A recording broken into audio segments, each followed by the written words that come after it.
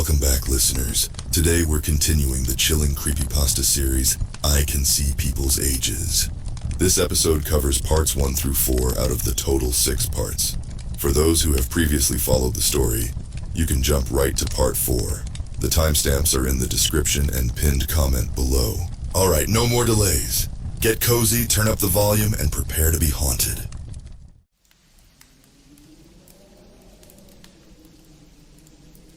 Have you seen those stupid little TikTok trends that have been going around lately? You know, the ones where on a person's 18th birthday they can choose between 2 different abilities. And the choices are some stupid shit, like being able to see how much money a person has in their bank account, or being able to see if someone is your soulmate or not. Well, guess what? I'm the poor sap that has to live with one of those abilities in real life. I can see how old a person is by the shiny white numbers that float above their head. It's not glamorous or cool. Okay, I take that back. I'm a blast when I go to the county fair and hit up the Guess My Age stall. I'm being sarcastic if you couldn't tell. My ability is pretty much useless and downright annoying sometimes. I mean, how's a guy supposed to save the world just by knowing how old somebody is? What I'm getting at is, being able to see people's ages is more of a nuisance than a superpower. The numbers are pretty blinding, and my attention always gravitates to right above a person's head, even if I'm not trying to. Now imagine how that looks to the pretty girl you're talking to, and all they can see is you staring just slightly behind them. I've gotten one too many slaps in the face for doing that. I wasn't always a freak, though. There was a period in my life when I was a normal kid with a regular childhood. The seeing people's ages thing happened after the near-death experience I had when I was 10 years old. Thankfully, nothing too traumatic happened. I just got stung by a bee and almost drowned in a pool. It was the end of summer, and my parents were hosting their annual back-to-school BBQ. Everyone had just gone inside to escape the sweltering summer heat and eat some good food, as good as my salt-is-spicy white parents could whip up, that is. I stayed outside to play by myself a bit since I was the only kid there. It was always my parents' friends, and a few extended family members who went to those parties. None of my friends. The party was mostly for my parents who were just celebrating having made it through another summer with me. It's not like I was a bad kid or anything, though. Or maybe I was, and I'm just remembering things differently, otherwise maybe I wouldn't have almost died. I was 10. So my parents didn't worry too much about me playing out in the backyard by myself. After all, at that age I was supposed to be a big boy. Anyway, I was out by the pool playing with some random toy when a bee suddenly landed on my hand. The thing you should know about me is that I'm deathly allergic to bees. Like carrying around an EpiPen in my pocket at all times, allergic to bees. I froze when I saw it, too scared to do anything. The bee must have been in a bad mood that day because it decided I was a threat and stung me, even though I hadn't done anything. I swatted the thing off my hand as a hot, searing pain started to radiate through my skin. I stood up after, freaking the hell out, as I could feel my skin puff up and the sensation of my throat slowly starting to close. In my panic, I hadn't been paying too much attention to my surroundings. One misstep later, and I plummeted into the deep end of our in-ground pool. At least the water was refreshing enough to cool the heat flooding through my veins for a quick second. In that quick second, I remembered the existence of my EpiPen. I frantically grabbed for the life-saving medication in my pocket, feeling what little air supply I had left in my lungs quickly leaving me. My heart sank as I realized my EpiPen wasn't in my pocket anymore. My vision was starting to blur, and had become dotted with a bunch of little stars around the edges. I desperately searched around me in the water as I continued to sink deeper. Finally, my eyes landed on the white, blue, and orange pen. Resisting the immense urge to breathe in, I reached out for the EpiPen. The first swipe, and it was just at the tips of my fingers. The motion, however, made the pen sink farther away from me. Some bubbles came out of my mouth in a grunt of frustration. That wasn't good seeing, as that breath out was about 50% of the oxygen I had left. With all my might, which wasn't much since I was so oxygen deprived, I managed to swim down and grab the EpiPen. By that point, my vision was almost completely black, and my lips tingled something fierce. Blue to the sky, orange to the thigh. I thought to myself as I uncapped the thing and stabbed myself in the leg, praying the medicine would work underwater. After that, all the fight left me and everything went black and numb. Obviously I didn't die, otherwise I wouldn't be here today typing this out for you to read. I awoke in the hospital about 2 months later where the doctors informed me I was less than a minute away from dying when I was rescued. Thank God my mom had a gut feeling and went outside to check on me. To this day, she tells me, it was just a little too quiet in the house and I had a bad feeling. Mom found my EpiPen floating on the surface of the pool and my body at the bottom. She jumped in and managed to get me back to the surface where I coughed up most of the water I swallowed, but stayed unconscious. Turns out my brain lost enough oxygen to go into hibernation mode or something, causing my body to enter into a comatose state. It took 2 months for my brain to get its shit together enough for me to handle consciousness. You'd think the worst part about coming back from a coma would be all the therapy that came after it. The physical therapy to learn how to walk again and regain control over my limbs. The speech therapy to learn how to talk again. The actual therapy where I had to express all my feelings towards what happened to me. Yeah, all that bullshit sucked ass, don't get me wrong. To me, though, the worst part was everybody asking me what it was like to be in a coma. I'd constantly been berated by the nurses, doctors, and even my parents about what I remembered during my extended slumber. Which, by the way, wasn't much. It was mostly black nothingness. The only thing I vaguely remember was a dream. There was a garden, big and ethereal, like every plant conceivable to man was planted there and then some. Plants that had never been seen before to the human eye.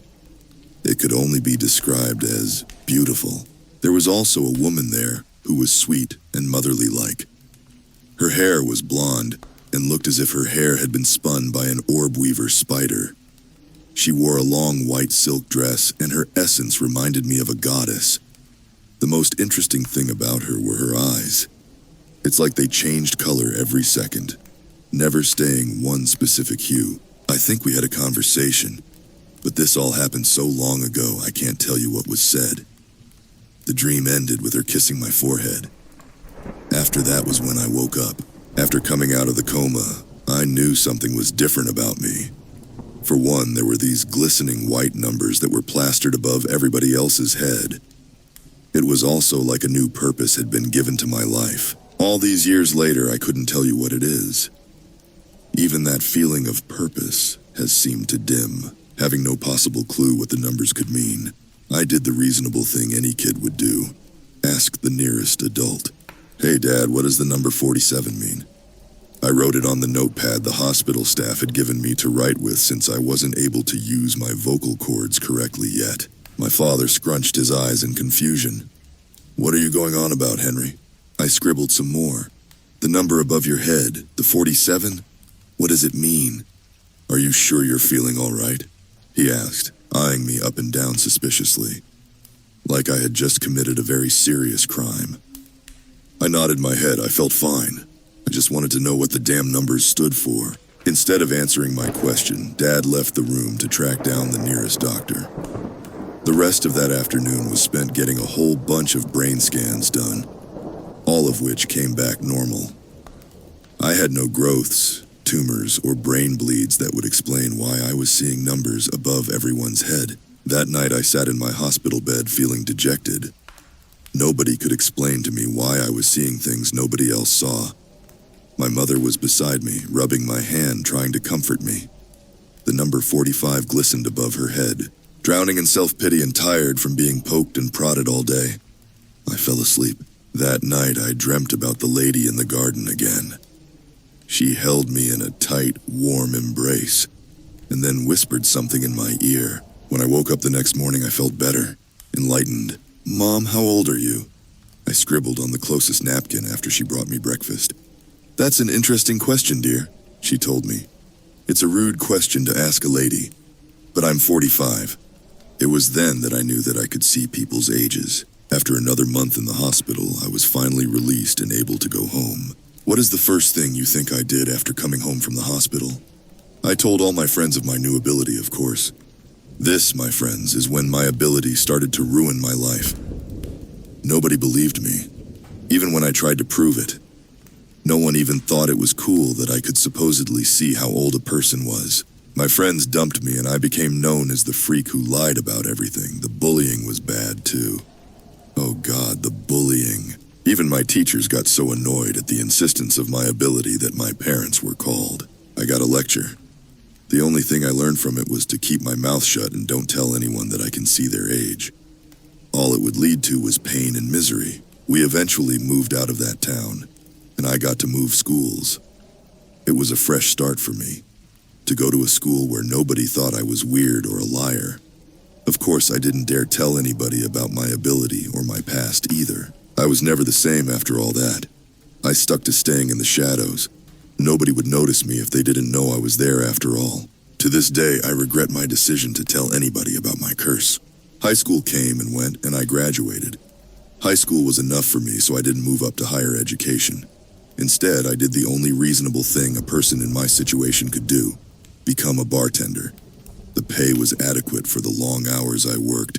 I got to sleep in on most days, and my boss was chill. His name is Marty, and he owns Marty's, the bar I work at. The place was small and barely up to health code, but I considered it my second home. My first home being the apartment right above the bar that Marty leased to me. My ability made my job a little easier, especially when the state sent in a miner to make sure we were IDing people. I was always at the top of my game. Their spy wouldn't make it 3 feet from the door before I turned them away.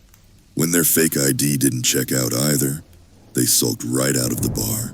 Every time a kid came in with their ironclad fake ID, they got turned around.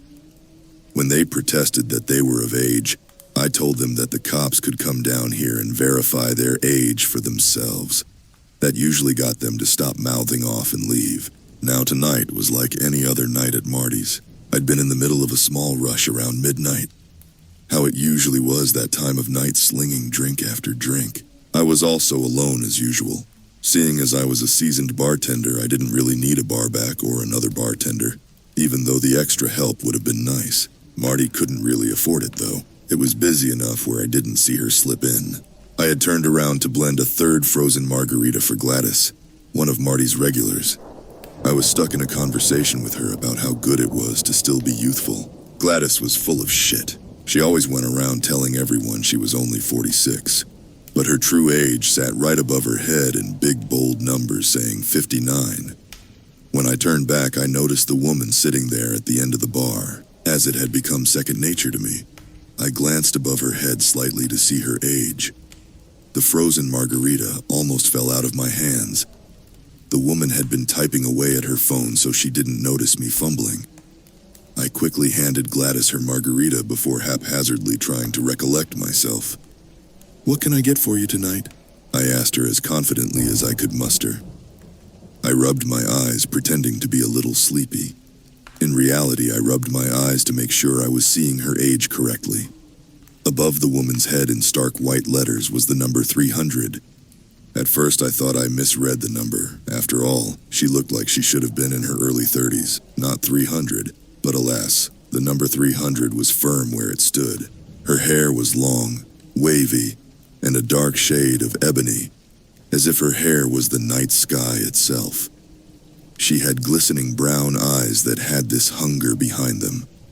She also wore a shade of red lipstick that popped out at you. For her pale complexion, the color looked really good on her. Ever since I'd gained my ability, the only ages I've seen were normal ones, only going up to 3 digits once when I met a World War I veteran. This woman had to be the oldest person I've ever seen. Against my better judgment, I chalked her numbers up to somehow being a fluke. There was no way someone could actually live to 300 years old, right?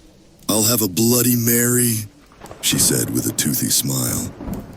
Something about her perfect white teeth sent shivers down my spine. It irked me.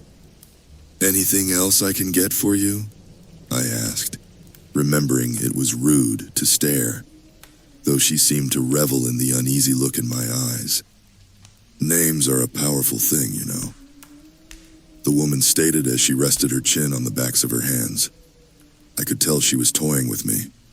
I chuckled as I grabbed a tall, skinny glass and a stalk of celery. Well, my name has no power to it. I'm Henry. It's nice to meet you. I stuck my hand out to her. She smiled and let out a small laugh before taking my hand and shaking it. Harley. Harley. What a fitting name for the woman in front of me. She wore a leather jacket over a plain white t-shirt. If I had to describe her in one word, it would be biker girl. I like you, Henry, Harley said, flipping some of her long hair behind her shoulder. The flirtatious action made a knot form in my stomach. Thank you, I said, forcing myself to smile, handing her drink to her. I took a second to look her over again before starting to tend to the other customers in the bar. I made sure to keep an eye on Harley the whole time, my curiosity getting the better of me. About an hour later, one of the regulars, Jeb, started to hit on Harley. He was 6 beers deep and couldn't tell his ass from a water hose. Come on, sweets. Come back home with the Jeb. I'll treat you right, sugar. We'll have a fun time. He slurred drunkenly as he wrapped a hand holding a bottle of beer around her shoulder. I could see Harley's features contort into an expression of uncomfortableness. All right, Jeb, I started, slinging the towel I was using to clean a glass over my shoulder. I'm cutting you off. Clearly you've had enough to drink tonight. Jeb waved me off and brought his free hand to Harley's boob where he squeezed it gently. A look of shock and fury filled her face. Jeb, I said testingly, grabbing the beer out of his hand. Leave him alone, man. The 18-year-old kid who came in with Jeb shouted from next to the drunkard.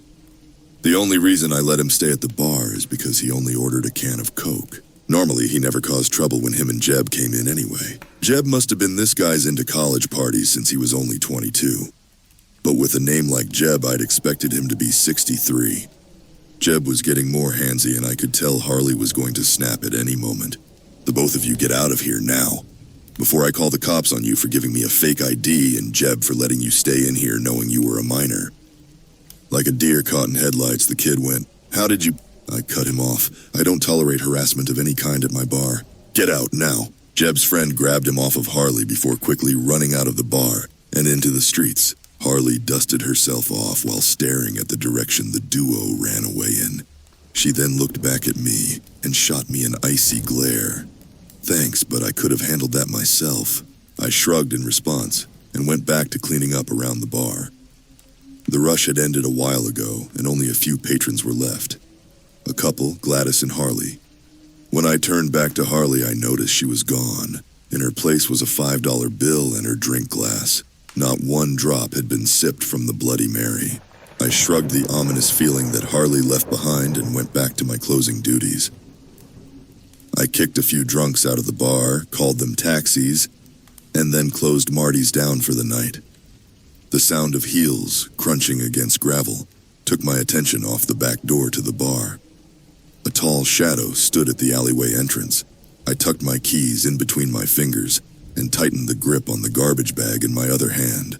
Like I said earlier, a familiar voice echoed off the walls in the alley. I can handle myself.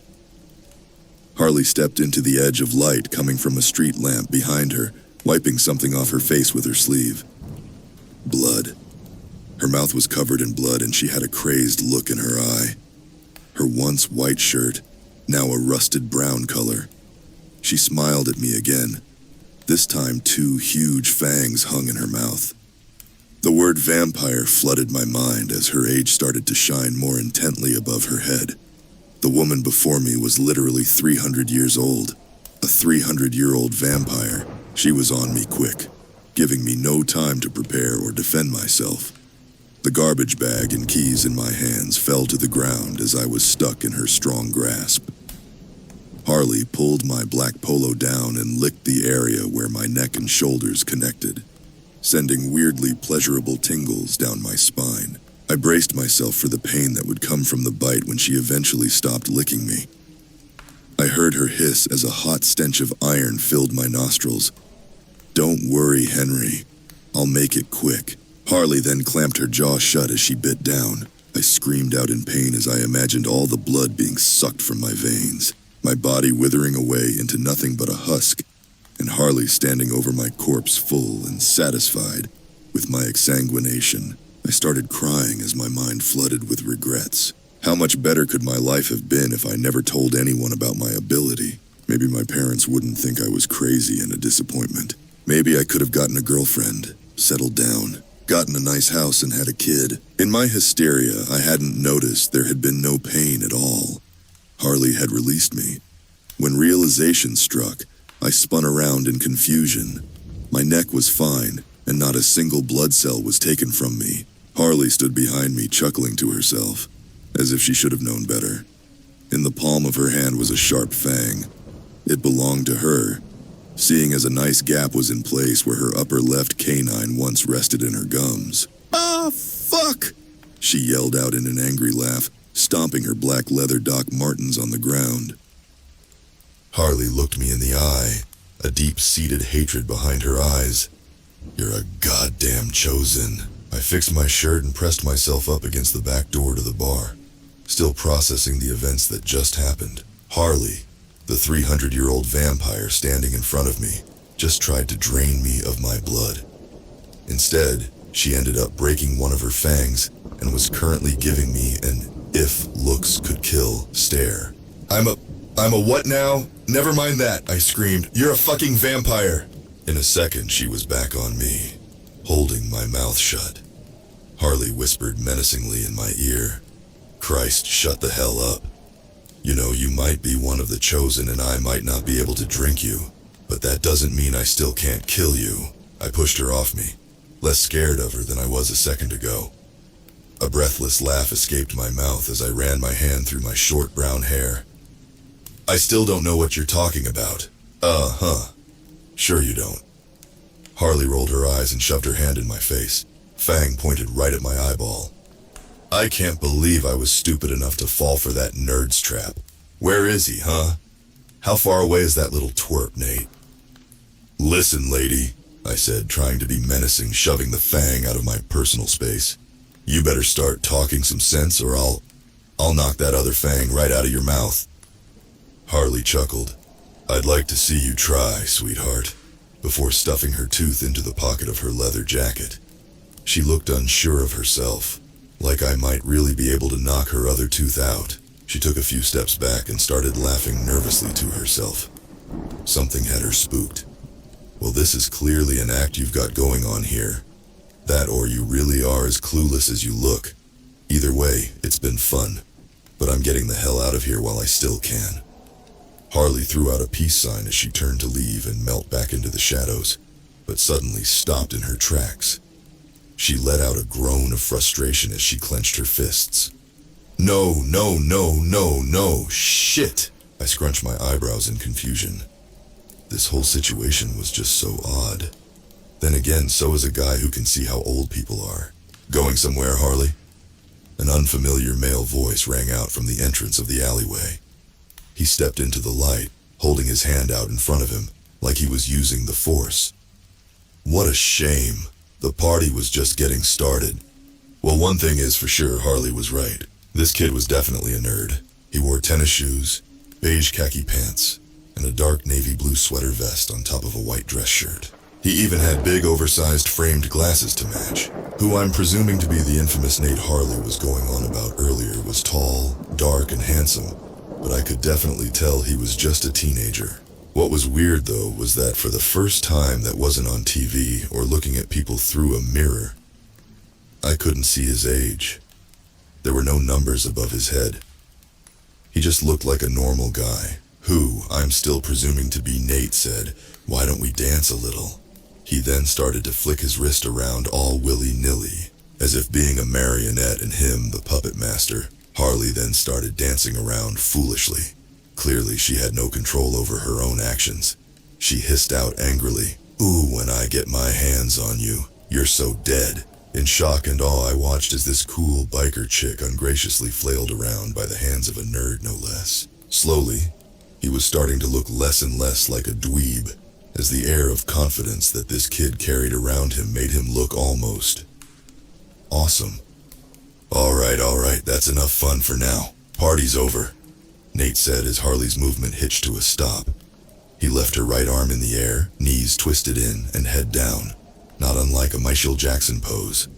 "I hope you rot in hell." Harley cursed as she gained a little control back over her neck muscles and glared at the teen in front of her. She was seething mad. I think I could make out a faint stream of steam coming out of her ears. Nate chuckled as he flicked his wrist one final time. "Well, at least you'll be down there right beside me." A sickening crunch filled the crisp night air as all the bones in Harley's neck snapped as her head did a 180. This was followed by the sound of her limp body falling to the gravel floor. Nate brushed the imaginary dust off his hands as he patted himself on the back, triumphantly. I felt my dinner threatening to come back up as I leaned my body against the wall for support. My vision was spinning. I don't know what I was expecting, but it sure wasn't that. That was gruesome. "Jesus Christ, is she dead?" I asked as Nate closed the distance between himself and the corpse on the ground. Harley's eyes were still open and seemed to be piercing my soul. Nate nudged her shoulder, checking for any signs of a reaction. All he got was her body flopping onto its back due to gravity. Nope. As if on cue, Harley's body seemed to liquefy. Nate quickly backed up as if scared to get any Harley on his pristine shoes. The mass beneath her clothes started to bubble and gurgle as it turned into this black, steaming pile of goo. The goo laid claim to the clothes and then started to permeate and seep into the ground. A second later, all evidence of the vampire's existence had all but melted underground. The only thing in its wake, a small black scorch mark. I scrunched my nose in disgust at the scene I was just a witness to. Nate just stood there as if it were an everyday occurrence. "That looks pretty dead to me," I exclaimed, struggling to keep the bile in my throat from rising anymore. In the span of 5 minutes, I'd been almost killed by a vampire, met a guy whose age I couldn't see, seen a puppet show, and watched a corpse melt. "Don't worry, newbie, she'll come back. They always do." I didn't know how to respond to that. "She'll rise again at the spot where she first died and became a vampire," Nate stated matter-of-factly. "Great," I replied back, rolling my eyes, because that clears everything up. "Hey, listen, man, I heard the tail end of that conversation. Seems to me we've got something in common. You live around here?" He asked nonchalantly, as if he hadn't just used the force on one of my previous bar patrons and disposed of the evidence in one fell swoop. I nodded my head behind me, gesturing to Marty's. "I sleep upstairs." Nate wiped his hand under his nose as he sniffed in a quick breath of air. "Perfect. I could use a drink." Somehow I, Henry West, your average bartender at Marty's, found myself sitting on the edge of a king-sized bed next to a very questionable stain in a seedy motel somewhere in backwoods Maine. Don't ask me how I got here because I'm not so sure myself. There's a good chance, however, my journey began after sharing a drink with Nate. Now, normally I don't condone serving alcohol to minors, but the guy did kinda save my ass from becoming vampire fodder, so it was the least I could do. After a few shots of bourbon and a long conversation, I learned some things. First, Nate's full name was Nathaniel Beckett Wallen, and he was 19 years old. He's been kicking vampire ass for 3 years. Turns out, me and the kid actually have a lot in common. We both had near-death experiences for one. Mine wasn't nearly as bad as his, though. Nathaniel became orphaned when he was 16 after he and his family got into a bad car wreck. Their car had been T-boned by a semi. The driver had fallen asleep at the wheel and lost control of the vehicle. At first, they thought everyone in the car had passed away, but by some miracle, Nate survived. But barely. I got to see the scar on his right arm from when they had to do reconstructive surgery on it after the accident. I'm sure there were more, but I don't think he felt comfortable showing them to me. We were still practically strangers to one another. Nate also had dreamt about the woman in the garden, just like I did. He was able to elaborate more for me, though. The garden had a name. The Garden of Mara. Mara was the lady in the garden, Nate informed me. She was a goddess, and not just any goddess, the goddess of life. She also represents light and good, and apparently when someone dies, Their soul gets to rest peacefully in the garden. More importantly, Nate was able to remember their conversation. He didn't really tell me what exactly was said, but what he did tell me was that they talked. She hugged him and sent him back after kissing him on the forehead. After that, he had the ability to control vampires. Just like how after I almost died, I woke up being able to see people's ages. Mara's chosen few. That's what Nate called us. Now it made sense why Harley called me a chosen earlier. He told me we were handpicked by Mara and given our own unique abilities to stop an immensely evil force. Her brother, Wesson, the god of death, was Mara's complete opposite. Who knew death had such a dorky name, by the way? Basically, he stands for evil and darkness. Before her was him, all alone in the darkness. Mara brought light into his world, gave him a friend. The two were inseparable at first. She was the yang to his yin. Mara even created the garden as their little spot where they could hang together. Then after a while she got bored and created life. Apparently, he got jealous of her creations since she started spending more of her energy on them than on her own brother. He then tried to gain her attention back by destroying the life she had created. Yeah, Wesson sent the meteor that killed all the dinosaurs. Understandably upset, Mara banished Wesson from her garden. Then she created humans in the aftermath of the dinosaurs' extinction and made him live on Earth amongst her new creations. To rub more salt into the wound, Wesson, being the god of death, has to bring human souls back to the garden when they die. Every time he asked Mara to be let back in and every time she denied him, Wesson eventually became fed up and bitter, so he created vampires out of some of the souls that he collected. Their sole purpose was to torment, drain, and kill other humans. His creatures have the primal desire to hurt his dear sister's creations and suck their life force out of them. The goal, just like with the dinosaurs, is to wipe out the human race, just to see his sister suffer. In an effort to combat his plot to destroy her world, Mara selected 3 of her finest humans and turned them into warriors who were meant to fight off the vampire infestation. They were given immunity to vampire bites and had abilities that could stop the bloodsuckers. But since controlling how a person dies wasn't within her territory, Mara couldn't protect her soldiers from death completely. That's why there was such an age gap between me and Nate. There had been others before us, and if they die, then another is chosen to take their place. Finally, Nate revealed the true purpose of our powers. There was one of the chosen who could see the true age of a vampire. They were to alert the one who could control vampires long enough to keep them still, so that the last chosen one could light their asses on fire and kill them for good, since only light can destroy the darkness. And what better source of light than fire? We were destined to be a tag team of sorts. How do you know all this? Is this what Mara told you? I had asked Nate after he finished giving me the basic rundown of our situation. I scratched my chin, confused on why in the 17 years since I got my ability, I hadn't known about any of this. Wouldn't it have made sense for vampires to want to track me down, seeing as I could literally blow their cover? Then again, Harley was none the wiser when she came into the bar, so maybe we smelled like regular schmegular humans to them. More or less, was all he told me. So if there's supposed to be 3 of us? That's what I was going to ask you, Henry. I've been on a mission to eradicate the vampire race for years now, and I finally have a solid lead on where the chosen with the fire ability is. With your ability to pinpoint vamps and my ability to control them, we'll be able to do a lot of good in this world. We'll be unstoppable once all 3 of Mara's chosen few are united.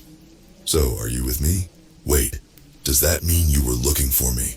Have you been looking for me all this time? I asked frantically.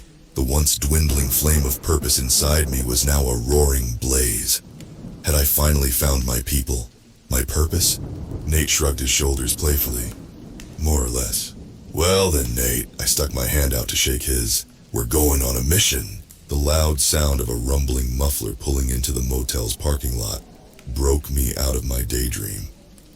A second later, Nate opened the door to our room. Get ready, he said, as a brown ball of clothes was thrown at me. After changing into the light brown khaki costume Nate had given me, I slung the small backpack that carried all the belongings I'd taken from Marty's with me over my shoulder. I then stopped and peeked out the open door and took a look at the rust bucket that Nate had pulled up in. "Do we really have to go in that rolling death trap?" I said, pointing to the white kidnapper-looking van in the parking lot. "Isn't that hunk of junk just going to give our position away?" "Precisely the opposite, young blood. That hunk of junk is exactly what they're expecting," Nate said, patting my shoulder as I exited the musty-smelling motel room. "Can you stop talking to me like that? I'm older than you, Nate, like a lot older." I grunted out, annoyed. Nate scoffed. "True, but I have more experience than you." He got me there. "Weren't you ever taught to respect your elders?" I grumbled under my breath.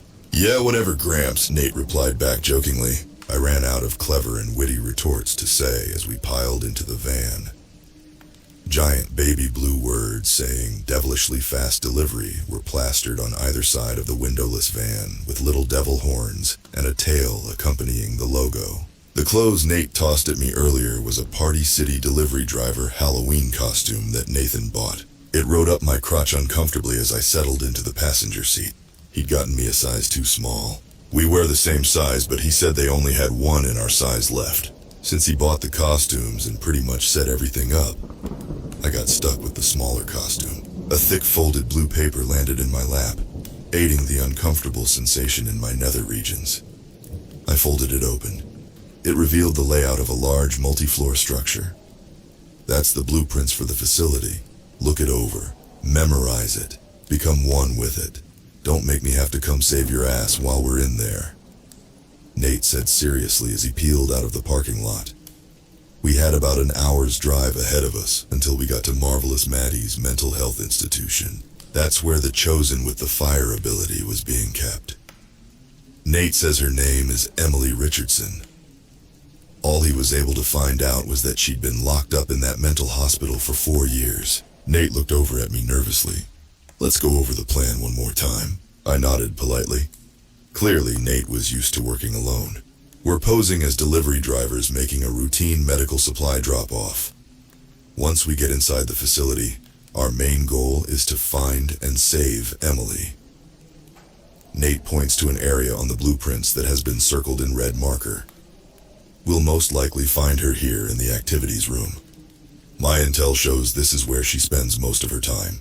Why take the gamble when this might not even be who we're looking for?" I asked as I skimmed over the rest of the blueprints. "Well, according to my lead, it seems the place is heavily guarded and monitored, mostly at night. The security on the outside seems to be a bit more lax during the day. It also appears that Emily is the only patient in the facility. If that doesn't scream shady vampires, I don't know what does." "Yeah, that is weird," I replied. "Why would such a big facility only have one patient?" Nate answered, "They don't want anyone knowing whatever the hell it is they're doing to her in there. And by the looks of it, the activities room is in the center of the mental hospital, so we'll have to be extra careful. That room is probably the most guarded." "So, what is your lead for all this?" I asked after a while, trying to make small talk. "An old employee that used to work there. He's human and worked on the day shift. I found his post on an internet forum by chance where he detailed his weird experiences while working there. He said there were only a few people on staff during the day that would take care of one single patient. They kept it dark inside the hospital. There were creepy guards stationed everywhere, and every once in a while, some of his co-workers would go missing. He managed to escape after he saw his friend get dragged away by a creature with very sharp teeth." "A vampire," I whispered under my breath. Nate drummed his fingers on the steering wheel. "That's what I'm hoping for. If there's vampires swarming the place, we'll know we hit the jackpot." "I don't get it," I said as I cupped a hand behind my head. "If you can control the vampires and get rid of them for a while, what exactly do you need me for? Sure, I can see their ages and everything, but you've made it this long without my help. I don't think I'll be able to help all that much." Nate sighed, disappointedly. "Henry, I won't be able to do this without you. Your ability, it's more useful than you know." "Really?" I asked, not quite believing him. I mean, the kid has 3 years of vampire hunting experience under his belt. and I only just found out the truth about my ability. Yes, really, he chuckled. Did you know that the older the vampire, the more powerful they become?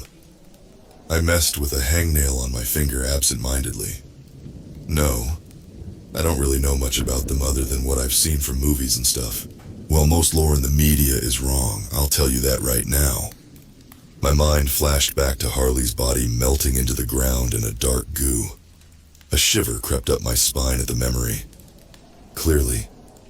Anyway, Henry, my point is that if when we get in there and the place is crawling with vamps, your job is to direct me to the oldest ones so I can get rid of them. They're the ones we need to be on the lookout for. If you want to make it out alive, you'll do what I say, yeah? I nodded my head in understanding. Look for the oldest ones. Got it. Nate reached behind him suddenly, causing him to swerve in the road a little bit. A second later, there's a wooden stick in his hand that has been sharpened at the end. He handed it to me. Is this a wooden stake? I asked incredulously. He shrugged his shoulders.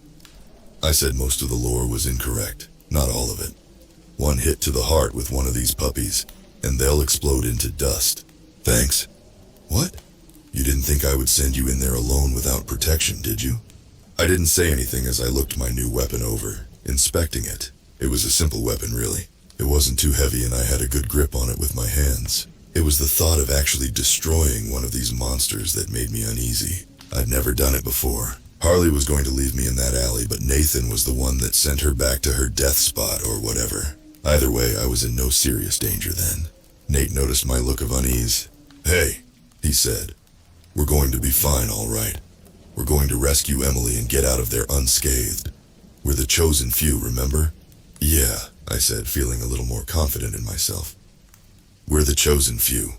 Nate turned down a dirt road that we rode for about 3 miles before the trees on the left side of the road cleared up, revealing a large meadow with a magnificently built mansion right in the middle. It was Greco-Roman style, and reminded me of the White House. The whole property was surrounded by 6-foot-high metal fencing with barbed wire on top. We passed a big sign that read, Marvelous Maddie's Mental Health Institution, in big yellow letters. There was a smiley face graphic on the upper right corner that also looked like a sun. The van slowly skidded to a stop as we reached the gated entrance. There were 2 guards stationed out front on either end of the gate. They held rifles in their hands. They were just regular humans from what I could tell. One guard was 27 years old and the other was 38, respectively. Don't say anything. Act normal, Nate instructed as he started to roll down the driver's side window. State your business, Guard 1 demanded. Nate leaned down the side of the vehicle to hand the man a card. I have no idea what it said on it. Nonchalantly he went, Just here for a routine delivery, sir. The guard looked at the card and scoffed before flicking it to the ground. You're late. Got stuck in traffic, sir. You know how it can be sometimes. Nate had a small smile on his lips. If he was nervous, he didn't look like it. A tense moment of silence passed before Guard 1 nodded to Guard 2. Guard 2 then pulled out some sort of scanning device. All right then, Guard 1 said as he took a step back. We're just going to scan your load to confirm. Whoa, what? As far as I knew, the back of this van was empty and had no boxes. I thought Nate went to go pick it up because he rented it from somebody, not an actual delivery service. Nate shot me a testing glance as he noticed the panicked look in my eye. He shot me a look that said, Don't do anything stupid. I tried to refocus my nervous energy and redirected it towards my hands. I clutched the armrest until my knuckles went white, preparing to be shot to death. A chime sound rang out and Guard 2 walked back into position. His scanner thing was glowing green at the end. Guard 1 slapped the side of the truck twice before saying, You're good to go. Guard 2 pressed a button and the gate slid open for the delivery van to drive through. Relief flooded my body as Nate drove down an even windier road down to the mental hospital. Like I told you, Henry, Nate chuckled. This is exactly what they were expecting. A sudden pit formed in my stomach. I didn't like the implications that were behind that statement. It was then that I realized Nate could be one scary hell of a dude. 2 orderlies waited for us inside the delivery bay when we pulled up. One was a guy and the other a girl. They both wore white scrubs. I quickly slipped my wooden stake on the inside of my khaki jumpsuit when I got a look at their ages. Guy on your left is a vampire. He's 150. I whispered to Nate as we got out of the vehicle. He gave a curt nod to let me know he heard me. Well, he started as opened the back of the van up, revealing several boxes of medical supplies. It's been a long drive for the both of us. Mine showing the way to the bathroom. The girl nodded her head politely as she pointed down a nearby corridor. The restrooms are down that hall. Should be the last door on the left. Nate and I thanked the woman as we briskly made our way deeper into the facility. Why didn't you dust that vamp? I asked. Because he wasn't alone. That woman was there, he answered. What if he kills her? He won't, Nate reassured me. Not if he doesn't want to bring in all those boxes by himself. I nodded and we continued our way past the bathrooms into the activities room. The hospital itself was pretty barren. It was eerily quiet except for the buzzing of the luminescent lights installed in the ceiling. That only added to the creepy ambiance. Nate's lead wasn't lying about them keeping it dark in there. As we got closer to the middle of the building, lights became sparse, and every window we passed was covered with thick black-out curtains. We were definitely in the right place. Every now and then we would encounter a stray bloodsucker or two. I would yell the age of the vampire I saw and then point. Nate would do his thing, and the vampire would melt into the ground, being sent back to the spot they died and became a vampire. If I remembered the blueprints correctly, we should have been down the hall from the activities room. Nate stopped me suddenly, his hand pushing my chest back. Something doesn't feel right, he told me. What do you mean? This all feels too easy. We've only come across a couple of vamps and our prize is right down the hall behind a single door. You're right, I confirmed as a pit started to form in my stomach. This didn't seem right at all. Not if they were guarding the one person that could actually kill a vampire once and for all. Get in the activities room and check on Emily, Nate said as he placed a hand on my shoulder. I'm going to go check things out. Before I could protest, the split up and go along with him. Nate was already halfway back to the corridor entrance we had just come from. I grabbed the stake I had safely tucked away and armed myself with it as I cautiously made my way closer to the closed doors that should lead to the activities room. All I had to do was walk around a corner and I'd be there. With each step I took, the more this feeling of dread consumed me. Something bad was going to happen, and Nate wouldn't be there to save me. I was about 10 paces away from my destination when, out of nowhere, this older gentleman with salt and peppered hair stepped out from the corner. He looked like a butler as he had a handlebar mustache, and was wearing a tailcoat suit and a pair of white pristine gloves on his hands. I took a step back as I saw his age. My eyes went wide as I read the number 750. That meant this guy had to have been alive during the goddamn Crusades. There you are! He smiled menacingly, fangs out and everything. We've been expecting you. Stunned, I launched towards the vampire, my stake at the ready, directing my aim towards his heart. I went in for the kill, but was suddenly thrown back by the man's immense strength. I crashed into a wall where I'm pretty sure I cracked a rib or 3. He was 10 times stronger than Harley was back in the alley. I tried to pick myself up, to continue to fight, but the 750-year-old butler vampire was faster and threw me back onto the ground. I reached for my wooden stake, but she stomped on it and crushed it to pieces. He stomped on my hand too, for good measure. He looked down at me with this fake look of pity on his face. I've always despised you chosen few. You always did fuck with my fun. He snarled in my ear. His hand was firm on my shoulder, keeping me to the ground. It'll be fun to watch you die. You can't bite me. I strained out painfully. He chuckled. Oh, need not to worry, young chosen one. I've got just the remedy for that little problem. Gramps reached behind his tailcoat and pulled something out. A metallic click filled my ears as he cocked a revolver. My stomach did a backflip. Another sinister smile filled his face. Say goodnight. I clutched my eyes closed and prepared for the end. Where was Nate when I needed him, huh? Why'd I have to get stuck with the lame power to see people's ages? All it did in the end was let me know that I was going to die by the hands of a very old, very powerful vampire. I was useless. My existence was useless. This was it. This was the bitter end. Me cowering on the floor as a vampire laughed maniacally as he readied to shoot me to death. "No, this is not the end!" A voice not my own screamed in my mind. Suddenly, an intense electrical feeling coiled through my spine. My body went rigid, then into overdrive, and I managed to stand up. This intense feeling flooded my veins. It was a mixture of energy, anger, and power. A feeling I'd never felt before. It was almost intoxicating. He tried to come at me again, but another jolt of electricity shot through me, and Gramps the vampire was stuck in place. I looked down at my hand, out in front of me, like I was using the Force. "No," he said in disbelief. He tried to make a run for it, but was unable to move from the spot I'd glued him in. Instinctively, I flicked my wrist. With a sickening crunch, every bone in the man's body shattered into 1,000,000 pieces. His deformed body skin shell fell to the well-polished linoleum floors.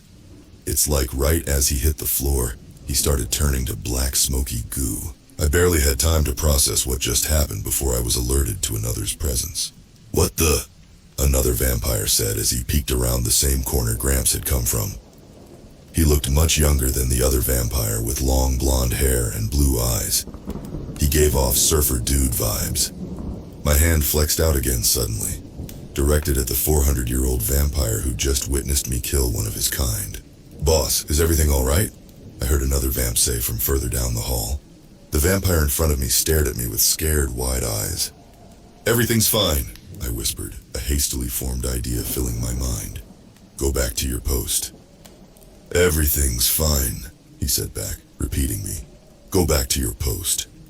"If you say so, boss," the other vampire said as the sound of his retreating footfalls filled the hallway. "This is not the droid you're looking for," I said, quoting Star Wars, as I waved my hand in front of the vampire's face.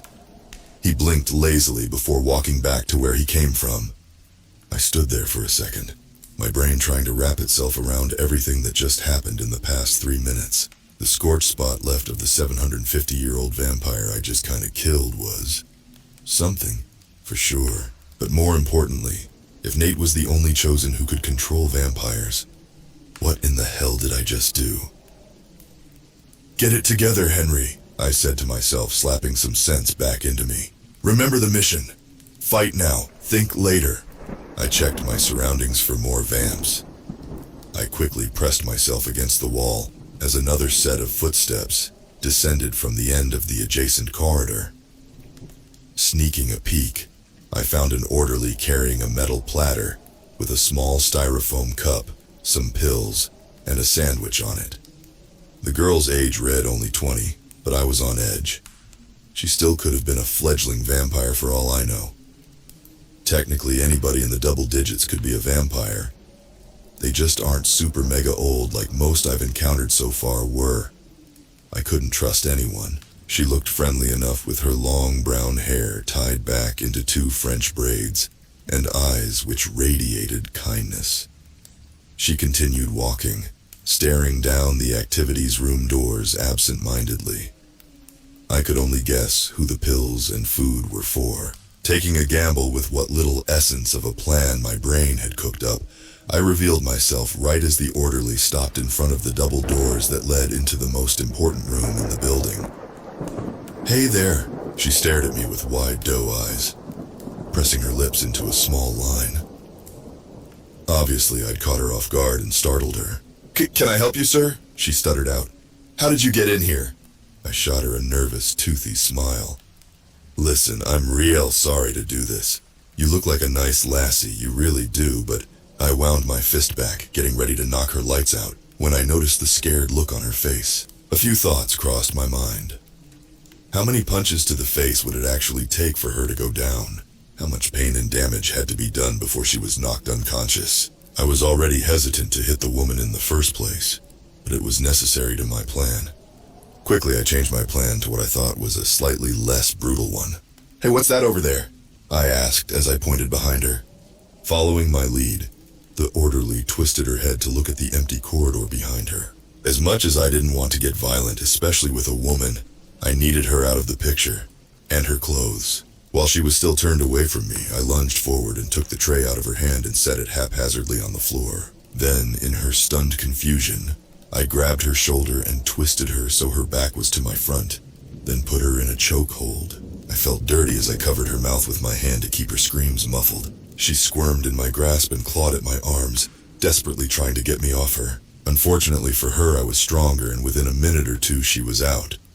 I didn't put enough pressure on her throat to do too much damage, but she would be out for a little bit and wake up with a sore throat and a nasty-looking bruise. Looking around to make sure the coast was still clear, my eyes landed on the only other door in the hallway. I grabbed the orderly's wrists and quickly dragged her surprisingly heavy body closer to the door.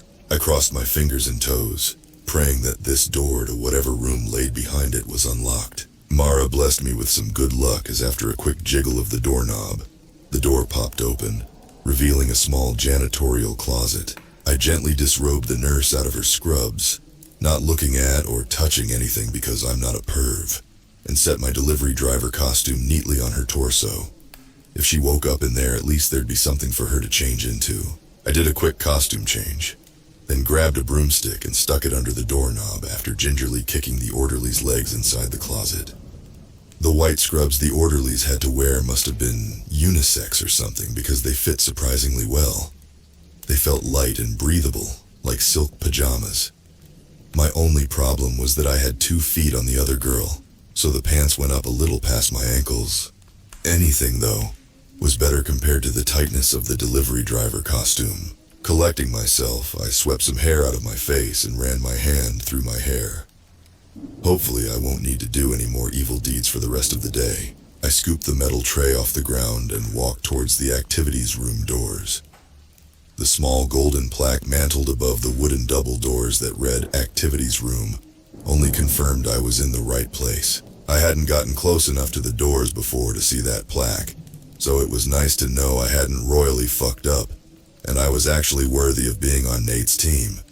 Now all I had to do was go in there and rescue the last chosen, so our team could go and kick some vampire ass. Taking a deep breath in, I shifted my left hand under the middle of the tray and knocked softly on the door 3 times with my other hand. "Hello?" I asked softly, not wanting to startle whoever was in the room. "Is anyone in there?" I was about to knock again after not hearing anything, but I paused when an even softer voice said from the other side of the door, "Come in." I opened the door and realized why they sent human orderlies in there instead of vampires. The activities room was a huge open space with one wall basically being floor-to-ceiling windows. In contrast to the dark corridor on the other side of the large oak double doors, bright light from the early afternoon sun lit the activities room up like a Christmas tree. There was a brown leather couch set and coffee table in the middle of the room. A large pool table was in the back left corner, adjacent to a ping-pong table in the back right corner. In front of the wall of windows was a large wooden easel and half-painted canvas. Next to it was a plastic foldable table full of art supplies.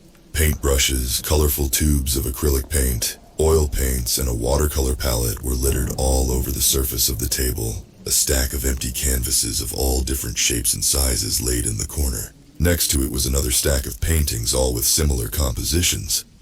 But they were facing the ceiling, so I didn't get a real good look at them. The canvas itself was full of different vibrant shades of greens, yellows, pinks, and purples. Even though it wasn't finished, I could tell it was a painting of a garden that I'd visited before, the Garden of Mara. It was then that I noticed all the paintings hanging around the room. They were all almost identical, except that put together the canvases showed a greater painting altogether. It was almost a full panorama of the pavilion that sat in the middle of the garden. Emily grabbed an apron with a million paint splatters covering it and tied it around her front. A little name tag reading, Emily, was pinned to it. Emily picked up a white plastic palette and started to paint again.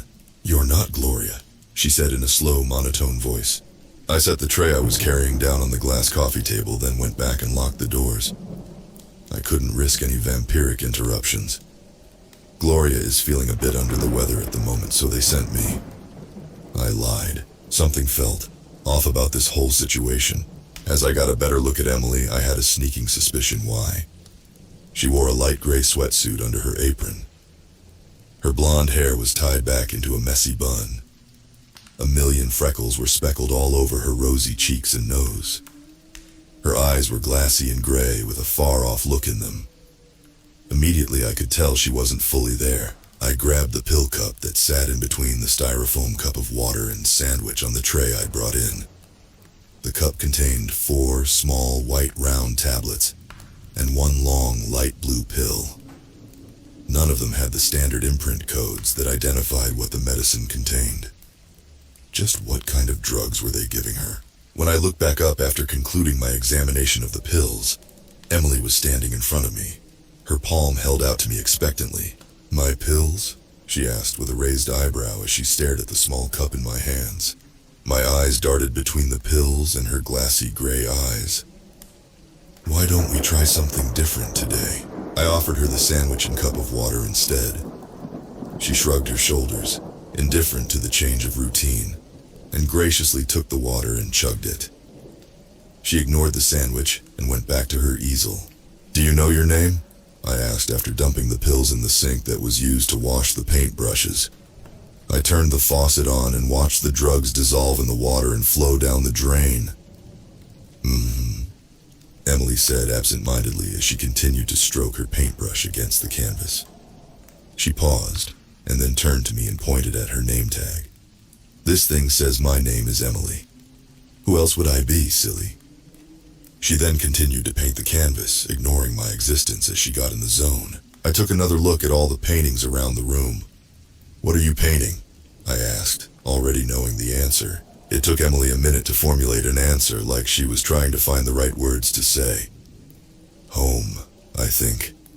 I know I felt safe there, warm and loved. I felt at home there. Home. That's an odd way to look at the Garden of Mara. But then again, when I think back to when I visited in my dreams, it could be described similarly to how Emily saw it. It definitely was a safe and comfortable space. No wonder Wesson, the god of death, wanted back in so badly." Emily waved her brush around a large blank spot in the middle of the canvas. "You see right here? This is where Milady will go. I'm not so good at painting people, so I'm going to do her last." After hearing Emily's explanation, the once white blob in the middle of the canvas resembled the outline of a woman. By the outline and with deductive reasoning, I concluded that Emily was talking about the goddess of life, Mara. It seems like she didn't know her name either, since she referred to her as Milady. "You're a good artist," I said, marveling at all the artwork Emily had created. "Your paintings are beautiful." Emily continued stroking her paintbrush along the canvas. Currently, she was touching up a section of pink flowers I couldn't place the name of. Instead of thanking me for the compliment, Emily started airing her grievances to me. "They won't let me paint a mural on the walls and only let me use the canvases. Those only let me create windows. If I could paint my mural, it would be like I was back there." I nodded my head and made a non-committal to show I was listening to her. Emily then pointed to the stack of painted canvases. "Those are my failures, too ugly to even be seen. The only good thing about them is the practice I got. One day though, despite them, I'll paint my perfect mural on the walls. One day, I'll go back home." Even though she was drugged out of her mind, I admired Emily's determination and outlook on life. She had this indescribable aura about her that made me realize why Mara chose her. I could sense it would be even greater if she was at full mental capacity. I asked her one final set of questions before I determined it was high time we got out of there. "Emily, do you remember anything other than the garden? Do you know where you are right now? Why you are here?" She set her paintbrush down and turned to face me again. Emily looked up to the ceiling as she tried to remember. The glossy look in her eyes deepened as she seemed to be looking beyond the ceiling at something incredibly far away. It looked like she was about to cry as she breathed in a pained gasp of air. "I need to finish my painting." "Emily," I said, as I got off the couch and grabbed her shoulder. She shrugged me off and went into a trance-like state. She wouldn't answer any more of my questions and just continued to paint.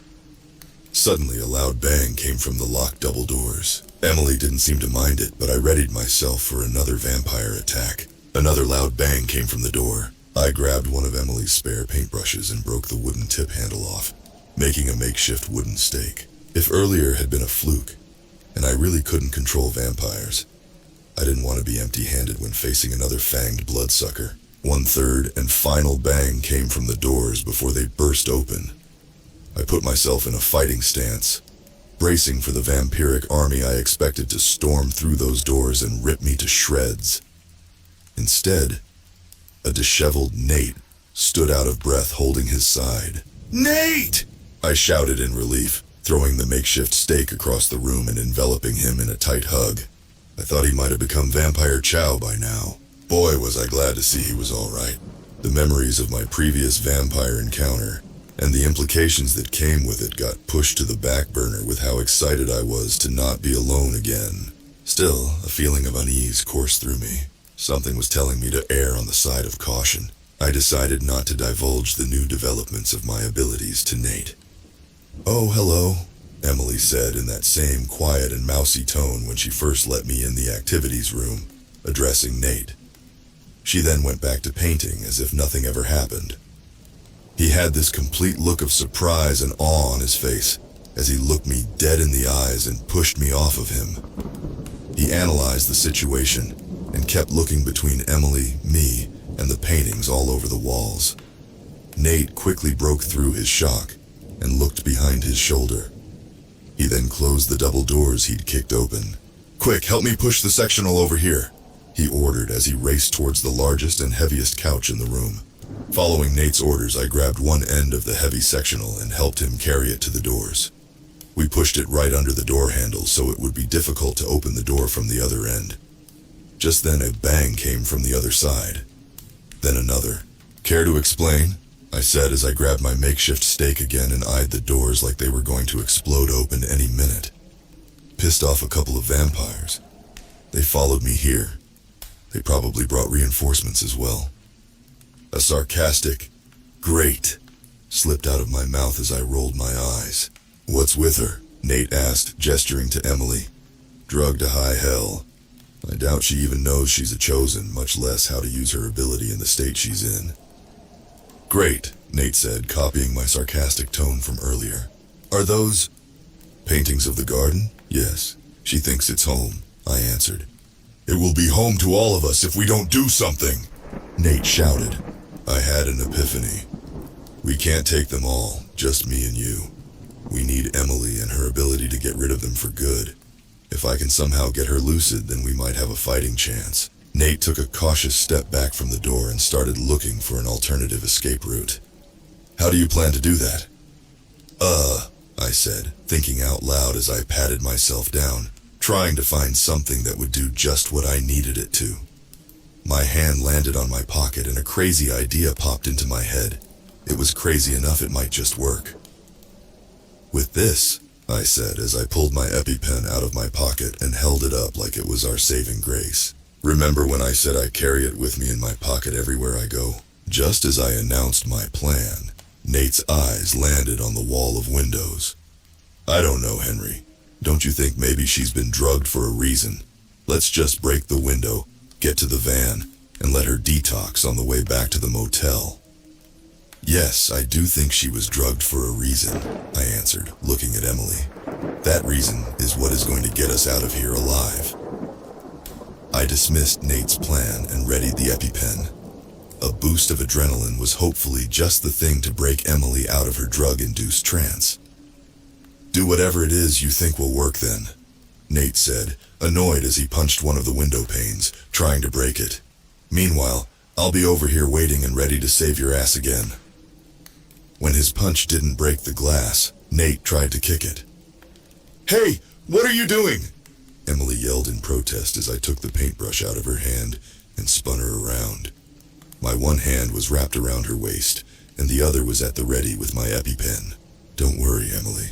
It'll pinch and sting for a little bit, but then everything will be just fine," I said reassuringly. She looked me deep in the eyes, seemingly understanding what I was telling her, right as I jabbed the EpiPen in her thigh. She didn't even flinch or register that she'd just been stabbed with a tiny needle. I stuck the empty pen cartridge back in my pocket. I waited for something, anything to happen to Emily. She just stood there, like some kind of zombie statue. A minute passed and her eyes still remained just as cloudy as before. An intense bang came from the window behind us. Nate had picked up a love seat and was currently attempting to use the legs to break the windows. It was a little effective as a small crack in the glass had formed. "A little help here?" Nate grunted in frustration as he threw the chair at the window. "Give me a minute!"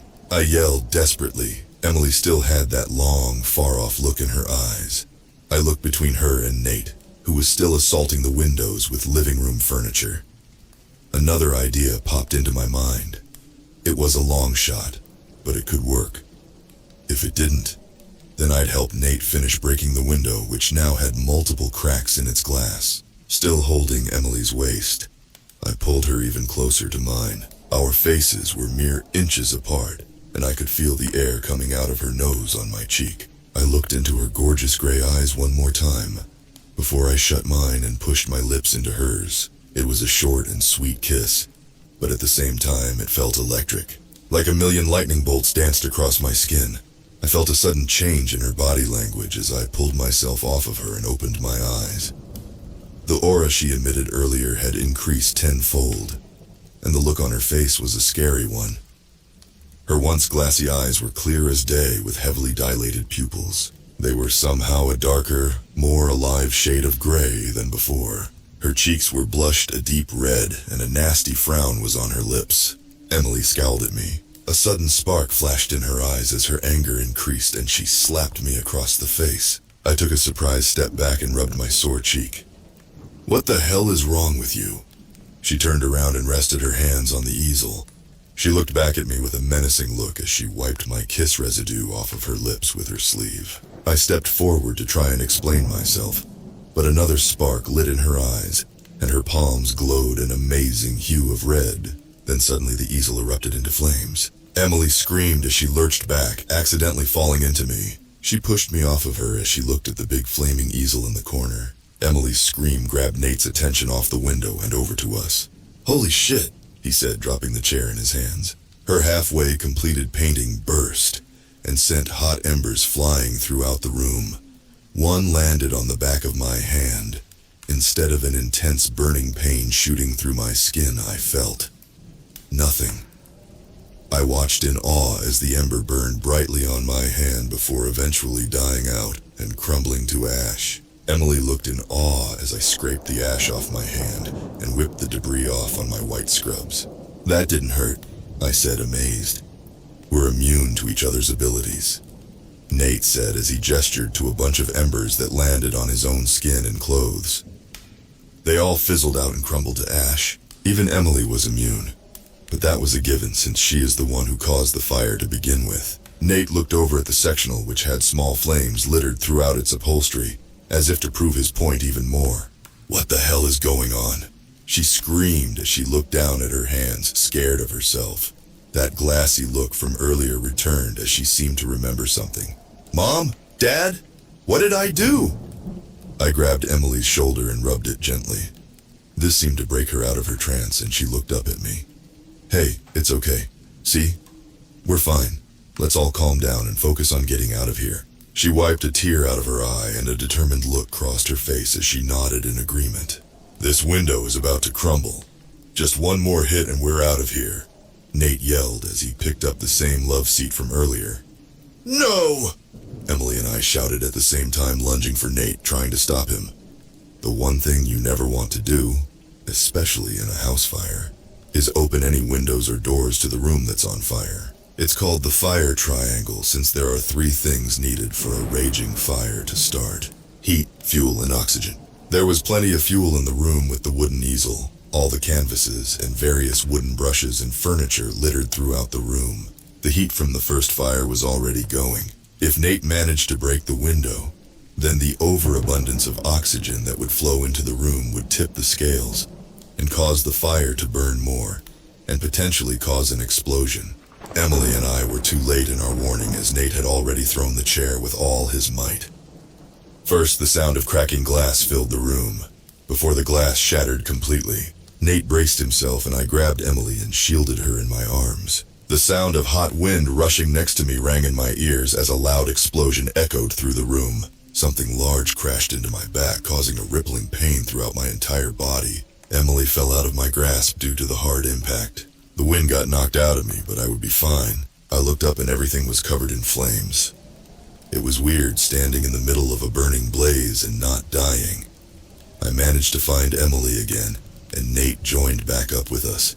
Nate let me use him as a crutch, and the three of us left the activities room for the last time.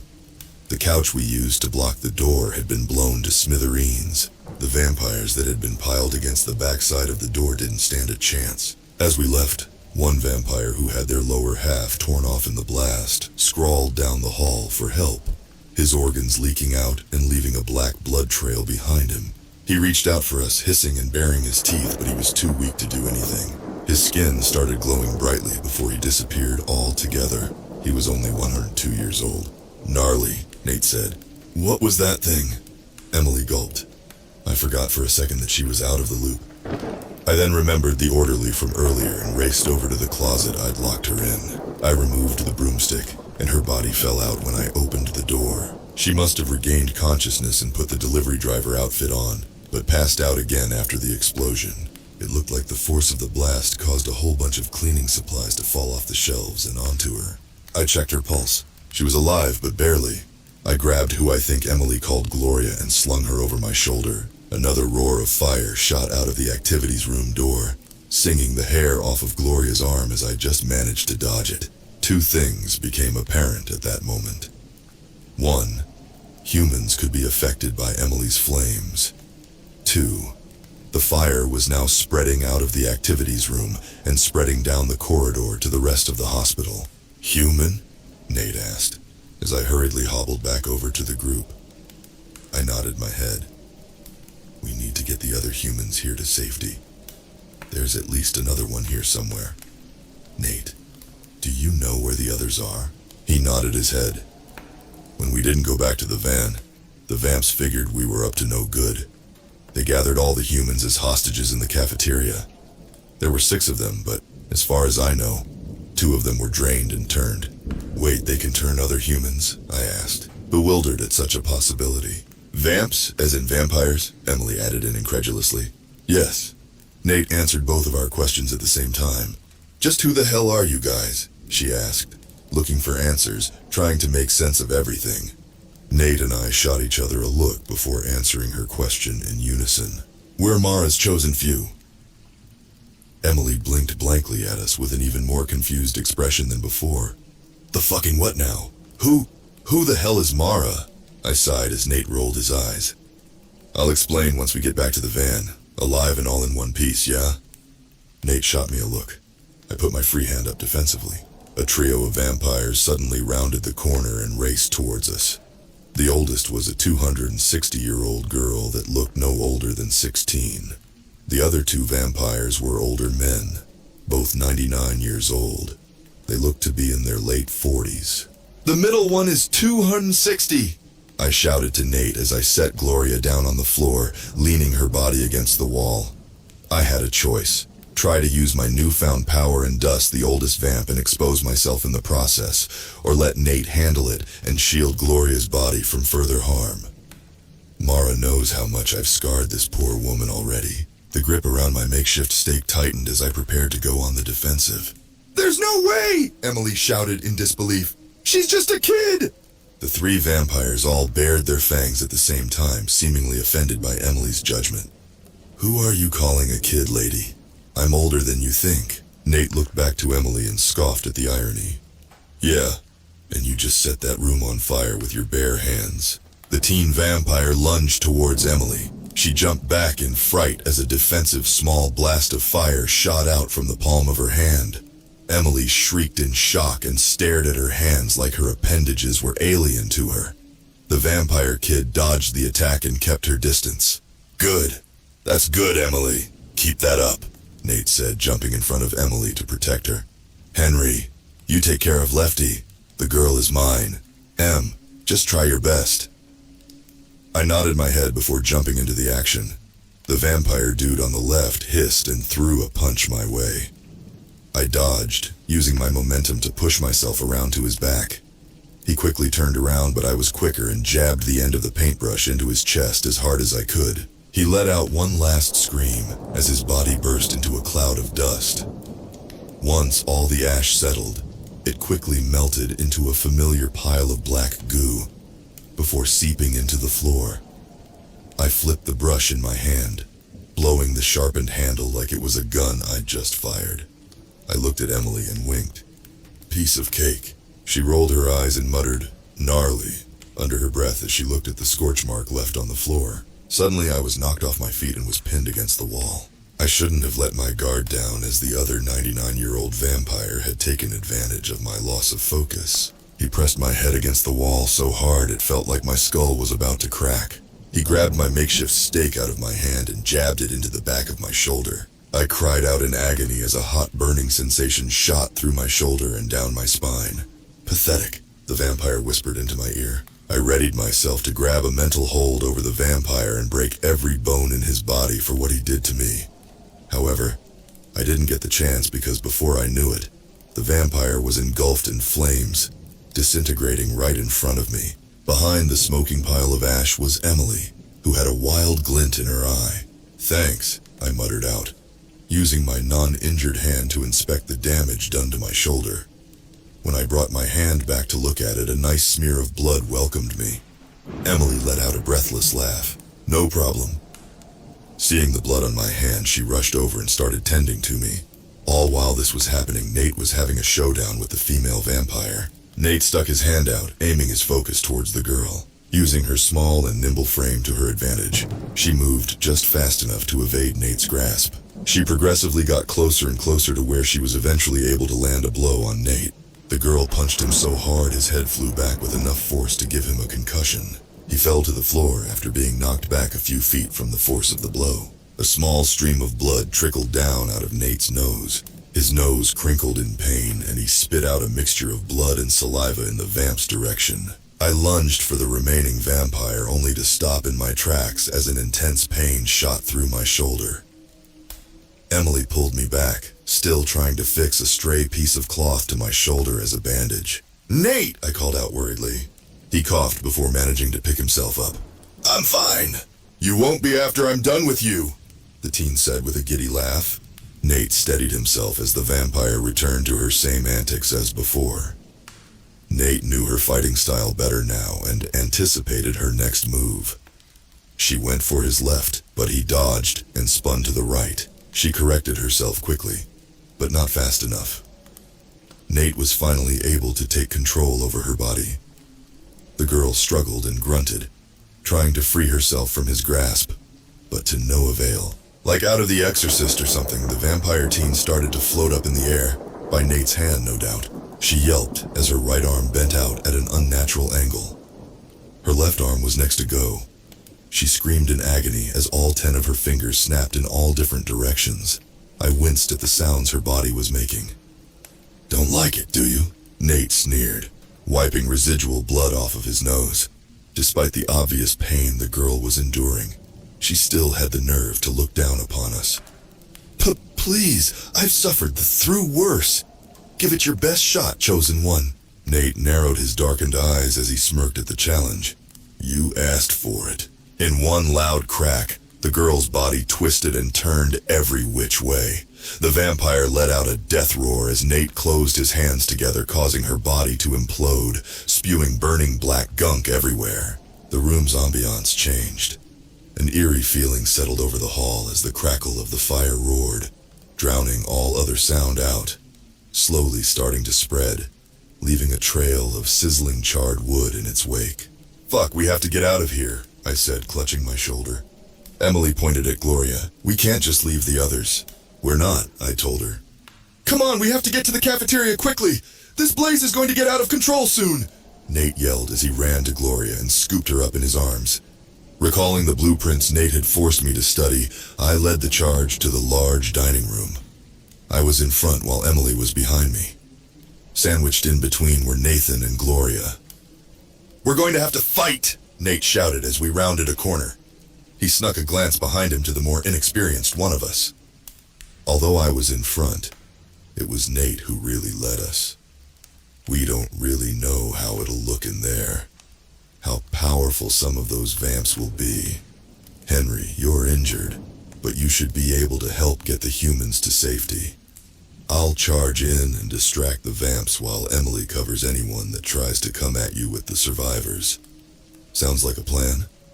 "I can't think of anything better," I replied with a strained grunt. The pain in my shoulder was causing me to start feeling a little lightheaded. I pushed myself to keep moving further. There were people depending on us. On me. Emily gave a curt and understanding nod. "I'll do my best." A silent understanding nestled between us as we finally reached the cafeteria. Were we ready? No, not really. I was tired and exhausted from fighting. I wanted nothing more than to soak in a hot bath and take a nap. I could tell Nate and Emily felt the same way. I gave one last look behind me before putting on a brave face and barging in. As soon as the doors burst open, Nate handed Gloria off to me. "Get the rest somewhere safe," he yelled. "Big guy in the corner," I said, examining the room 748. With my intel, Nate got to work. They'd been expecting our attack. When we barged in, some of the more experienced vampires were tasked with blocking the exit, so it wouldn't be as easy for me to get the hostages out. I needed to find an alternate exit. In total, there were 7 vampires, including the 2 that had just turned. One was the girl from the delivery bay. Christ, she was only 23 years old. The other was a taller and muscular guy that was 34. Out of the other older vampires, the youngest of them was 4. You already know how old the oldest was, about the same age as the one I accidentally murdered. Great. The hostages were all gathered on top of those foldable tables you'd find in a school cafeteria. There were 4 humans, 5 including Gloria, all orderlies. There were 3 girls and a guy. Each one was assigned a vampiric bodyguard of their very own. They looked petrified. While Nate wrestled with the oldest vampire in the corner and Emily struggled with the 2 at the door, I brought Gloria over to what I had deemed the safest place in the room. The window. The blackout curtains were still drawn shut, so my main priority was trying to get rid of that. Maybe the sunlight from outside could take care of a couple vampires too. Just then, a loud thud came from outside the dark window. It went unnoticed by everyone except me. Nate was busy being thrown into a table, while the roar of Emily's fire distracted everyone else. I took a quick peek. A horrifying sight greeted me. The fire that started in the activities room had spread outside the confines of the building.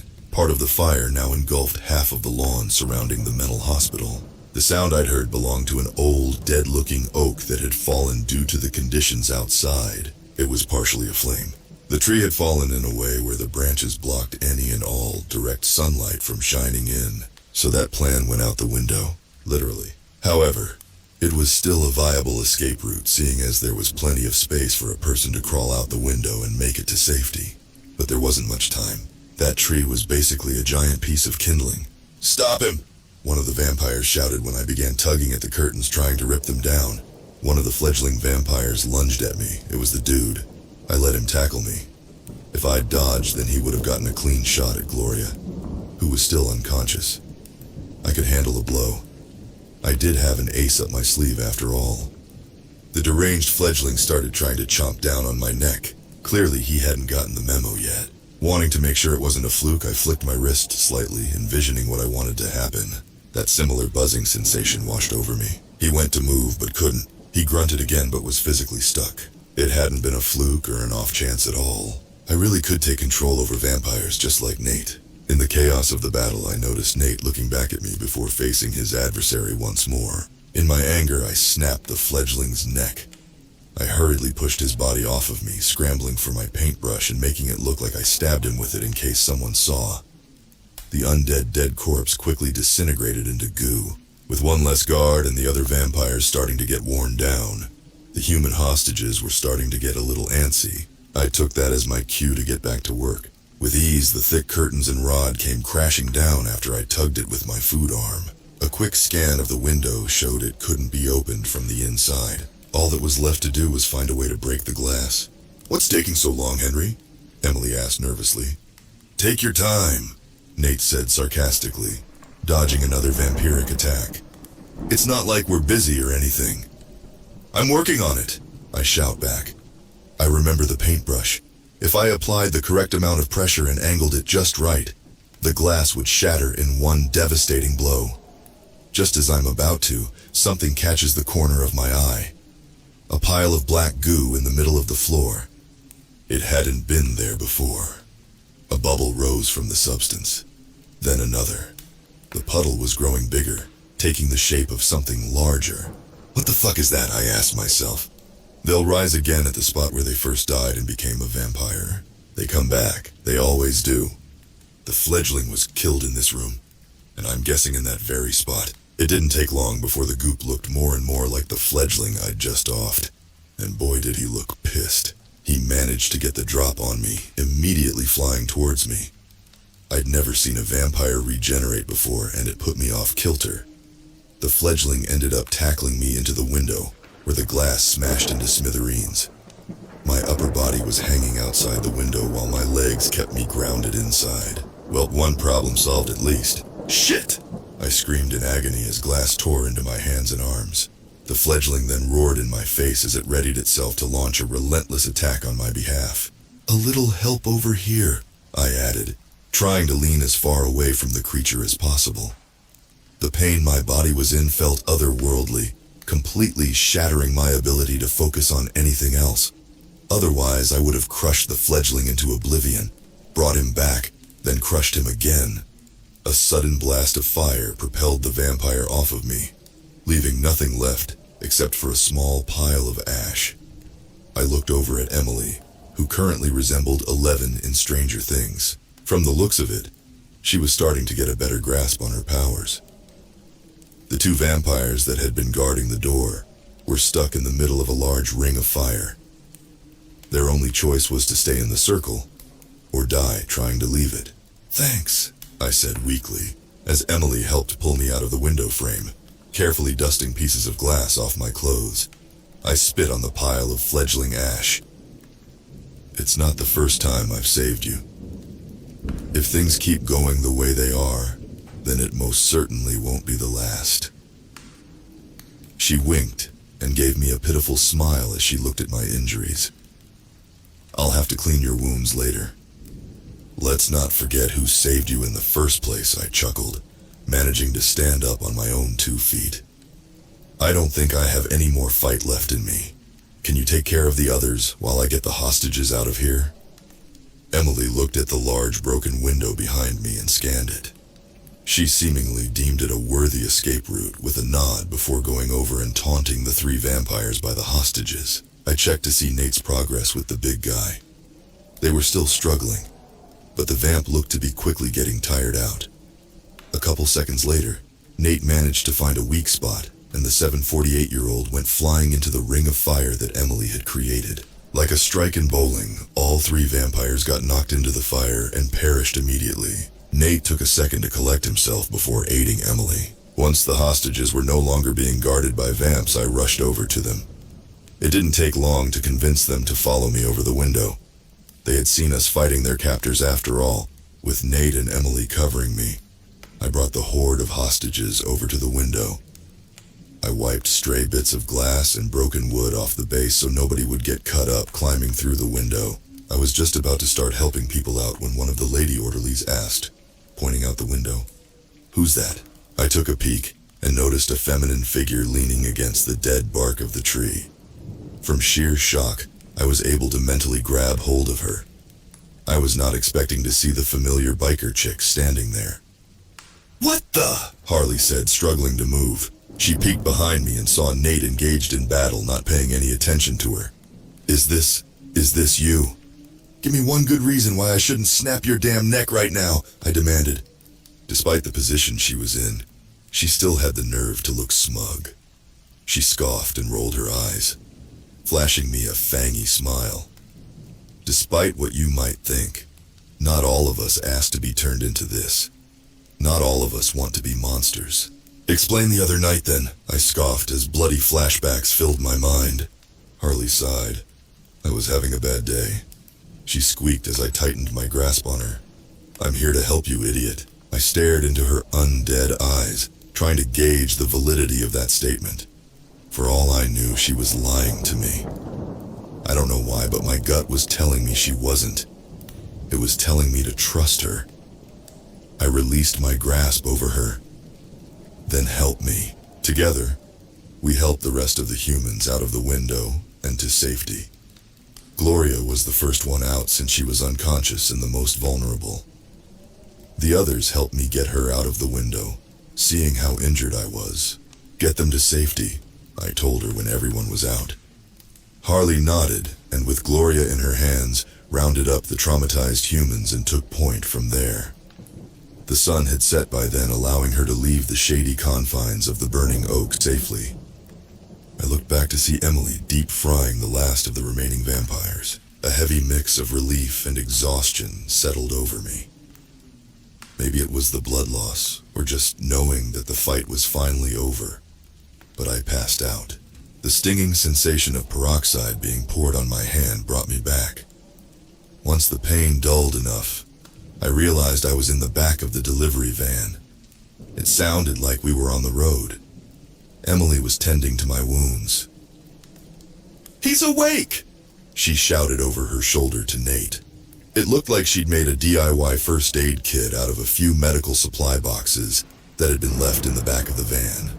I winced as she dabbed a cotton ball over the biggest cut on my hand. He shouted back, "He's alive, that's good!" A couple of minutes passed as she finished bandaging me up. My hands, arm, and shoulder were all bandaged up tightly. The wounds I'd sustained during the battle were all cleaned and medicated. "Thanks," I said, sitting up. "It should be me thanking you, really," she told me as she packed up the medical supplies. "Thank you for what you did back there, getting me out of that place." "It was no problem," I said, waving my bandaged hand. "Anyone could do it." This garnered a chuckle from her. "Nate," I yelled, "how far out are we from the motel?" "About 30 minutes, he answered. "That's a relief," Emily sighed. "I could use a nap." "We all could," Nate added. I shook my head in agreement. "Mind explaining to me what the hell all that was?" Emily asked. In the heat of everything else happening, I'd totally forgotten I'd promised to fill her in. So it turns out, the three of us were chosen by the goddess of life, Mara, hence why we're called Mara's chosen few, and given these special abilities. Using these powers, our mission is to eradicate vampires, creatures created by the god of death, who wants all of his sister's creations to die horrible and painful deaths because she kicked him out of her garden. Emily scrunched her eyebrows together, creating a confused look on her face. "It's hard to wrap your head around, I know," I chuckled. "I just learned all this too." She took a second to try and process that information before asking another question. "How were we chosen?" "I'm not really sure. But the one common factor is that we all had near-death experiences. Nate was in a car accident and I almost drowned. What was yours?" Emily chuckled ruefully. "I fell off a ladder. I'd been helping my dad do some work around the house and he'd needed me to do something on the roof. A strong gust of wind caused the ladder shake, throwing me off. I fell 30 feet and landed on my back. I winced in pain for her that couldn't have been pleasant. I was honestly surprised to wake up in the hospital," she continued. "I for sure thought I was a goner. Then, after some intense physical therapy, I was able to walk again with a walker. I got to go home and continue healing. Then I was frustrated and in pain during a PT session, and got mad at my dad who was just trying to help. That's when I first used my powers. I accidentally set the house on fire. And it wasn't a tiny fire either. It was this large blaze. Bad enough to get me put in that mental hospital. My heart bled for Emily. She seemed so hurt and traumatized retelling her story to me. She laughed, trying to lighten the mood. "Way to start my 20s off, am I right?" How long do you think you were in there?" I asked, remembering all this happened right after her 20th birthday. A couple of weeks maybe, months. My mind is all hazy from when I was there, so I'm not entirely sure. Emily, I said softly, grabbing her hand firmly. I didn't know how to deliver the news to her, but I had to. You've been in that mental hospital for the better part of 4 years. You're 24 now. She looked shocked to learn that, as any normal person would be learning, that they lost 4 years of their life. A tear rolled down her cheek. Trying to comfort her, I put my hand on her shoulder and rubbed it gently. Suddenly, she grabbed my wrist. "Talk to me?" she pleaded, staring me in my eyes. "About anything. It'll make me feel better." I obliged her, telling her my life story. I talked about the bar, Marty, Gladys, anything and anyone I could think of. I even tried my best to catch her up on global events she'd missed. After a while, Emily opened up and started telling me more about herself. We traded life stories and experiences. It felt refreshing to see Emily in this new light. I actually kinda knew her now, and it turns out she's a lovely person. "Got any water up there?" she asked Nate. Crackling noises emanated throughout the van, and a second later she was handed a large plastic water bottle. She took a swig, then held the bottle out to me. "Want some?" she offered. I declined. Watching the water slosh around in the bottle made me realize just how bad I had to pee. Emily shrugged before downing more than half the water bottle in a couple of gulps. She must have been really thirsty. I guess having the ability to summon fire at will dehydrates you pretty quickly. The van suddenly rolled to a stop. Nate banged on the roof of the vehicle. "We're here." "Thank God," I shouted as I opened the van's back doors. I'd never been more relieved to see a seedy motel in my life. A seedy motel with a bathroom. My bladder felt like it was about to burst, so I didn't wait up and grabbed my room key. After unlocking our room door, leaving it slightly ajar, I rushed to the single bathroom and did my business. I heard it click shut from the bathroom a minute later. After flushing and washing my hands, Nate greeted me when I opened the door. "Need to use the loo too?" I asked jokingly. I was met with a serious face. Not a smile or a laugh. An uneasy feeling settled in the pit of my stomach. Nate lying about his abilities suddenly came to the forefront of my mind. "I'm sorry," he said, sounding remorseful. I felt a sudden stinging pinch on a patch of forearm that wasn't covered in white medical bandages. I looked down to see a small red welt forming on my skin. Something small, sharp, and black was sticking out of it. In Nate's hand was a pair of tweezers, with a bee pinched between it. Its rapid wriggling slowed as the insect started to die. I looked at Nate confused as pain and panic flooded my mind. He knows I'm allergic to bees, so why did he do that? Where the heck did he even get a bee from in the first place? My skin started to feel itchy. I pushed past Nate and stumbled about the motel room, panicking. I reached for the EpiPen in my pocket. I quickly jammed the device in my thigh, but the button wouldn't press down. That's when I realized it was empty. Then I remembered I'd used it to try to override the drugs in Emily's system. "Emily, where's Emily?" I asked through gritted teeth. I sat down on one of the beds. My head felt fuzzy and light. "Relax. She's in the van, sleeping." I slipped a mild sedative in the water. "Why?" was all I could think to ask as heat spread through my body. My throat was in the beginning stages of closing. I'd try to explain, give you my reasons, but what good would that do? "You'll be dead in a minute anyway," Nate said coldly, staring me in the eye. He then gently pushed my shoulder, causing me to fall on my back. I was too weak to move, too tired to say anything. All I could do was turn my head and watch Nate grab his things and quickly leave the room. At least he left the door open for someone to easily find my dead body. As an inky blackness encroached my vision, the last thing I saw was the delivery van pull out of the parking lot and speed away. I blinked slowly a couple of times, taking everything in. I'd been betrayed. I felt hurt and bitter, but also somewhat relieved. In the end, I'd found my purpose after so many years of searching. I fought the good fight, and I'd fought it hard. Sure, I had regrets. A lot of them, actually, having trusted Nate being my biggest. But, hey, at least I could die a content man knowing I got to have one big adventure. having saved one life out of it.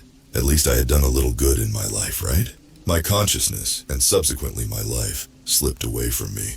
I woke up somewhere soft and warm.